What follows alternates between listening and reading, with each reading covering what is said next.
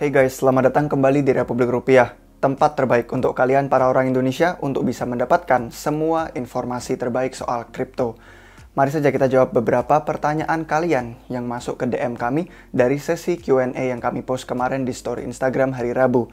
Jangan lupa juga soal Global Pathways, channel podcast bahasa Inggris kami di mana kami telah diundang untuk bisa partisipasi memberikan pengetahuan tentang kripto dan dari perspektifnya orang Indonesia dan komunitas Indonesia ke dunia. Jadi ini akan dilakukan setiap minggu dan seharusnya sudah mulai sejak minggu lalu. Tapi karena kami mengalami sedikit kendala, ada isu teknis yang sudah jelas itu pasti akan kita undur tapi akan ada di minggu mendatang ini. Jadi kalian akan langsung bisa mulai tonton episode pertamanya karena pembicaraannya pasti kalian nggak mau ketinggalan karena itu akan jadi sangat seru.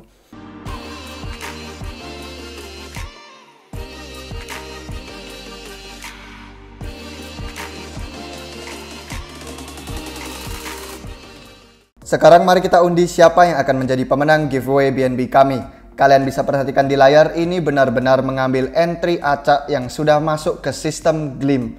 Kami tidak ada ikut campur apapun dalam memilih siapa yang berhak jadi pemenangnya. Ini random, hasil dari komputer, dan mari kita lihat siapa pemenangnya.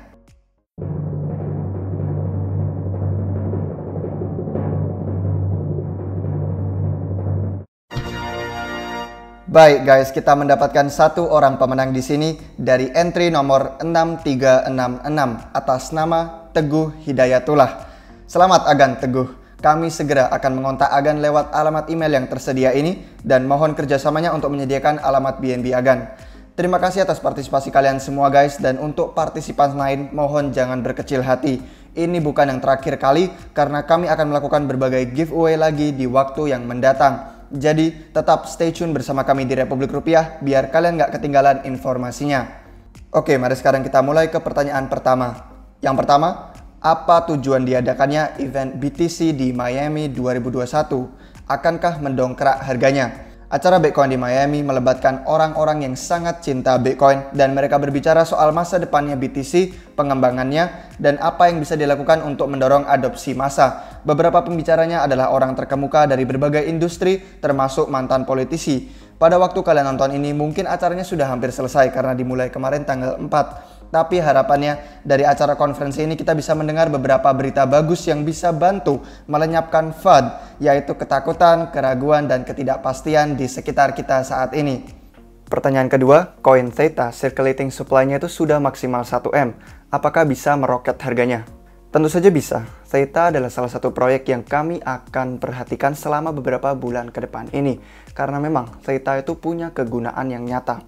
Jadi dengan semua supply koinnya yang sekarang sudah beredar, tidak akan ada koin baru yang masuk ke pasar. Tidak akan ada banyak tekanan untuk orang-orang menjual. Jadi bagi mereka orang baru yang mau beli, mereka harus beli koin ini dari orang-orang yang sudah punya. Semakin banyak orang hold jangka panjang koin Theta ini, semakin tinggilah harganya untuk mereka yang mau jual ke orang-orang baru. Pertanyaan ketiga, apa benar setiap centralized exchange itu ada bot yang mengatur jalannya harga? Iya benar, memang setiap centralized exchange itu punya bot, tapi susah untuk mengenali seberapa besar kendali yang mereka punya atas harga pasar. Tapi mereka bisa lihat semua daftar pesanan yang penuh. Mereka tahu ada berapa banyak koin yang sedang ingin dijual, koin tertentu apa, atau sedang ingin dibeli. Jadi bisa ada manipulasi harga berdasarkan informasi yang mereka ini punya. Karena mereka punya semuanya. Kami nggak bilang ini 100% kasusnya terjadi, tapi ya ada kemungkinan. Dan semua orang ya mencurigai ini terjadi. Pertanyaan keempat, apakah kripto sebuah skema Ponzi? Sifatnya MLM nggak? Soalnya kan ini menguntungkan investor awal. Proyek kripto yang populer yang besar itu bukan skema Ponzi. Hanya karena menguntungkan investor awal, bukan berarti mereka skema Ponzi atau MLM.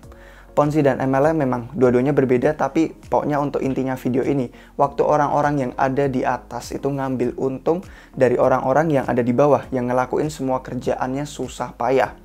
Jadi demikian konsepnya Ponzi dan MLM, tapi sekalinya nggak ada orang-orang baru masuk, ya keseluruhan sistem mereka tuh runtuh. Proyek kripto yang besar seperti Bitcoin dan Ethereum itu berbeda. Mereka bukan skema Ponzi, mereka adalah sebuah investasi. Dan semakin awal kalian mulai investasi, semakin diuntungkanlah kalian. Ini karena kalian berani untuk mengambil risiko, percaya bahwa suatu hal akan menjadi bernilai lebih tinggi di kemudian hari, di masa depan. Di saat orang-orang lain itu mungkin malah belum yakin saat ini. Kalau kita mau sebut kripto ini skema Ponzi, ya kita bisa sebut investasi lain seperti saham, emas, itu juga Ponzi dong. Yang mana kan bukan. Pertanyaan kelima, Min, boleh nggak Min? Kalian liatin dong tim Republik Rupiah itu ada siapa aja orangnya selain Mas David. Berapa jumlah anggota tim kalian saat ini yang ada? Ya jelas bisa dong, kalian bisa lihat tim-tim kami nanti, tapi saat ini ada sekitar 5 orang. Kalian boleh balik ke sini lagi minggu depan di Sabtu minggu depan karena kami akan punya pengumuman besar di channel Republik Rupiah ini. Percaya aja guys, kalian nggak mau ketinggalan berita ini karena Republik Rupiah nggak akan jadi sama lagi setelah akhir pekan minggu depan. Pertanyaan yang keenam, jika kita beli sebuah koin tapi itu tiba-tiba di-delist dari exchange-nya, apa uang kita ikut hilang? Enggak. Uang kalian nggak ikut hilang, kalian cuma kehilangan uang kalau nggak ada orang lain yang mau beli koin itu dari kalian. Jika suatu koin itu kena delist dari exchange-nya, ini kabar buruk, ini nggak bagus untuk harga koin tersebut. Tapi kalian masih punya koinnya, karena exchange tersebut tidak berhak ngambil atau jual koin dari kalian. Koin yang kena delist itu artinya koin tersebut tidak bisa diperjualbelikan lagi di exchange tersebut. Jadi kalian mungkin harus pindahkan koin tadi ke exchange yang lain yang masih memperbolehkan kalian untuk jual beli koin itu di sana. Pertanyaan ketujuh, bagaimana prediksi masa depan Republik Rupiah soal cryptocurrency di Indonesia? Gimana pendapatnya terkait Bank Indonesia yang ingin meluncurkan mata uang digital? Kami sebenarnya sedang membuatkan video yang penuh tentang episode ini membicarakan soal bank sentral yang akan mengeluarkan mata uang digital kita, yaitu CBDC. CBDC intinya adalah sistem mata uang fiat yang kita gunakan sekarang tapi pakai blockchain. Jadi stay tune di channel ini untuk kalian bisa melihat post videonya segera. Pertanyaan nomor 8, apakah para bankir bermodal besar itu bisa menguasai kripto layaknya mereka menguasai uang fiat? Iya, ini bisa terjadi. Kita sering ngomongin soal whales, yang adalah orang-orang dengan jumlah signifikan koin kripto tertentu, mereka yang memegang banyak supply koin. Jadi sebagai contoh, kalau mereka pegang 10% dari supply koin tertentu dan mereka memutuskan untuk ngedump koin itu, maka jadi ada kelimpahan supply koin yang tadinya mereka pegang sekarang jadi tersedia sangat luas untuk bisa dibeli di pasar. Jadi mereka bisa beli lagi koin tersebut lebih murah karena harganya turun karena supply-nya banyak. Nah mungkin sekarang mereka karena beli lebih murah bisa dapat lebih banyak supply. Tadinya 10% mereka sekarang punya 15%. Jadi beginilah cara kerjanya mereka memanipulasi koin dan memanipulasi harga. Dan inilah alasannya kenapa kami selalu mengingatkan kalian semua penonton Republik Rupiah untuk berinvestasi ke koin kripto yang jelas, yang lebih aman, yang bermarket cap besar kayak Bitcoin dan Ethereum. Karena kalau kalian itu coba berinvestasi dengan kripto yang market cap-nya lebih kecil, itu lebih mudah dimanipulasi harganya oleh para whales tadi. Pertanyaan 9, apa yang terjadi jika Satoshi Nakamoto menjual seluruh Bitcoin miliknya? Akankah ada dump besar? Ini ya kurang lebih jawabannya sama dengan pertanyaan yang sebelumnya tadi soal whales dan orang-orang yang bermodal besar. Tapi bisa kami buatkan video sendiri nih. Mungkin menarik untuk kami bisa membahas siapa Satoshi itu. Dan mungkin kalau kita katakan dia memiliki 1 juta koin BTC di satu alamat dompet, ini asumsinya tidak pernah diotak-atik sama sekali. Aneh saja untuk dipikirkan, mungkin orang yang sudah meninggal atau orang yang mungkin memang sabar banget. Padahal kalau dia mau jual semua koin tersebut yang dia punya banyak, dia bisa aja gampang langsung jadi salah satu orang terkaya di dunia. Tapi intinya kan enggak. Dia selama ini asumsinya dompetnya itu diam koinnya di sana. Jadi kami tidak berpikir Satoshi Nakamoto itu akan pergi terus meninggalkan Bitcoin. Pertanyaan ke-10, menurut Republik Rupiah pentingan mana? Analisa fundamental atau analisa teknikal? Karena kami di sini Republik Rupiah adalah tim dengan isinya itu investor jangka panjang di blockchain dan kripto secara umum, kami percaya kami lebih tertarik dengan analisis fundamental. Inilah caranya gimana kita bisa belajar lebih lanjut kenapa suatu proyek itu bernilai dan belajar tentang teknologi di baliknya. Analisis teknikal itu fokusnya pada pergerakan harga. Ya meski kami tertarik untuk melihat pergerakan harga karena kami suka ngelihat harganya naik.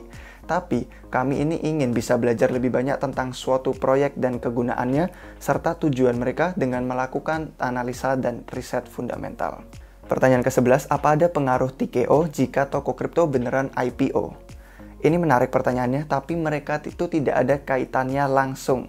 Karena saham suatu perusahaan itu berbeda dengan token TKO sendiri. Memegang saham toko kripto berarti memegang sebagian dari perusahaan itu. Di dalam kasus ini ya toko kripto itu. Tapi token TKO sendiri itu digunakan untuk utilitas atau kegunaan di dalam exchange mereka.